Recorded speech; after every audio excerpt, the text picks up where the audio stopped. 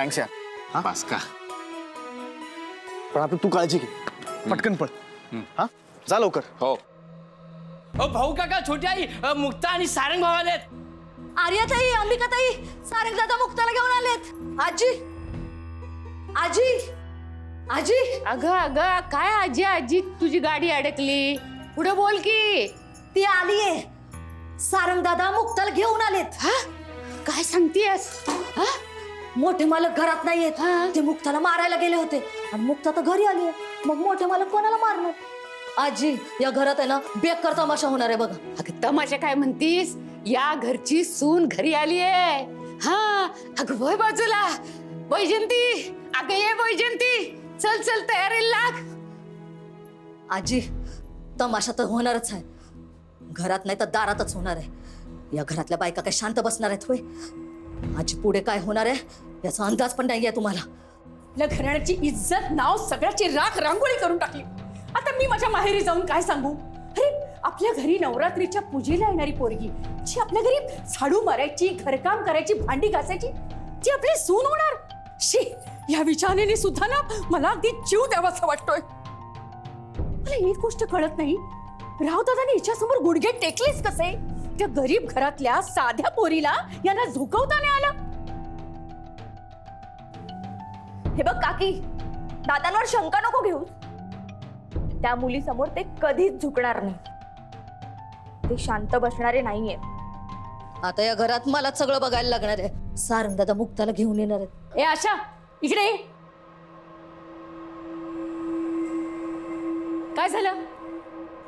रेणुकाताई, नेमकं काय करायचंय? नाही म्हणजे तिला घरात घ्यायचंय का? काही पण काय विचारते तू? अहो, मोठी आई आणि आजी तिच्या गृहप्रवेशाची तयारी करायला लागलेत म्हणून विचारतेय. गृहप्रवेश होणार नाहीये. जा तू. हा, जाते मी. पर कुठं जाऊ? काय करू? ए, निघ आता. हा, निघते निघते. माझ्याच डोक्यावर नुसती सगळी कामं पडलीत आणि मला सांगते बोलत राहतात नुसते. हे बघ रेणुका, रावदादा घरात नाहीयेत. सासूबाई आणि वहिनी माझं ऐकणार नाही. जे काही करायचंय ना ते तुलाच करावं लागणार आहे. हा गृहप्रवेश होता कामा नये.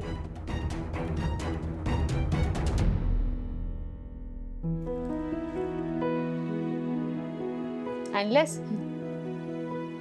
भर त्याच्या मापात.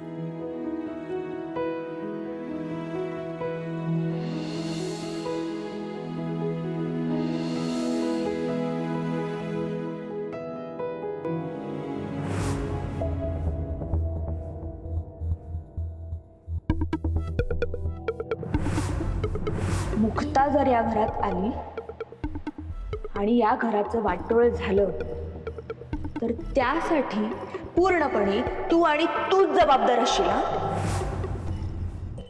मुक्ता जर या घरात चुकून आलीच आणि तू त्या गृहप्रवेशांच्या वस्तूंना हात लावलास तर तुझ्या समोर जीव देते की नाही ते बघ. तुला वॉर्निंग देऊन तू परत तेच करतेस? किती हट्टी असशील ग तू?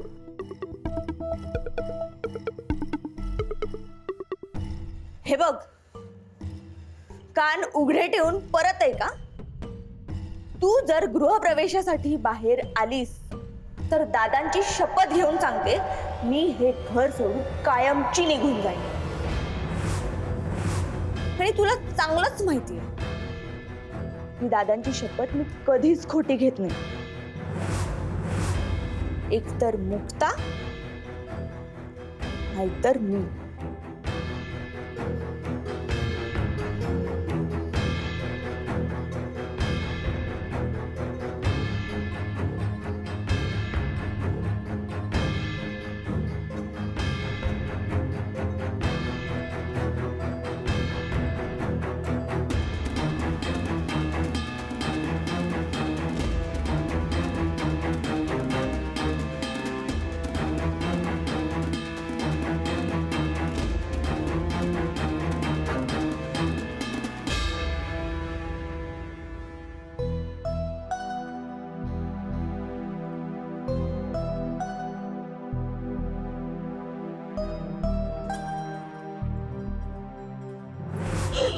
मुक्ता परत या घरात पाय सुद्धा ठेवू नकोस मोठी आई. मुक्ता तुझ्या तोंडून माझं नावही घेऊ नकोस. तुझी आई तुला सांगते, माझ्या सुनेला मुक्ताला घेतल्याशिवाय या घरात परत यायचं नाही.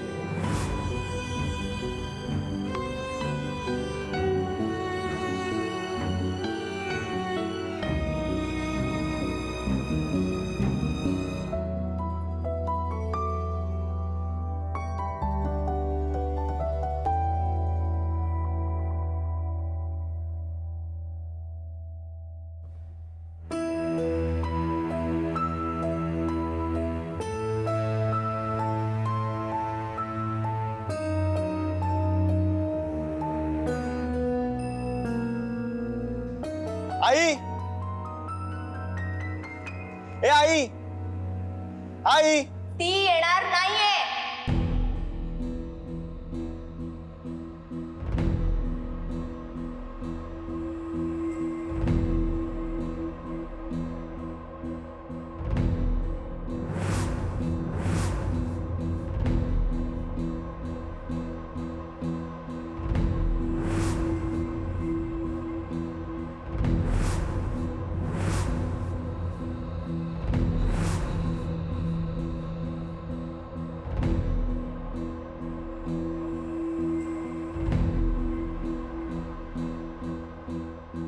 आई येणार नाही.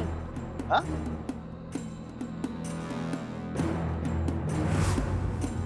मग मुक्ताचा गृहप्रवेश कोण करणार?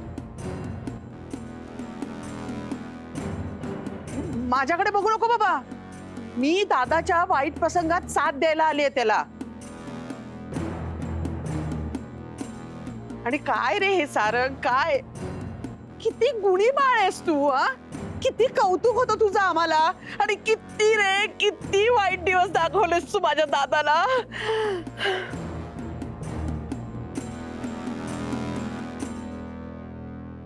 मुक्ता माझी बायको आहे, ह्या घराची सून.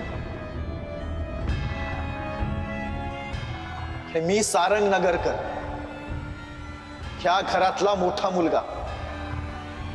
त्यामुळे माझ्या बायकोचा विधिवत गृहप्रवेश हा व्हायलाच हवा.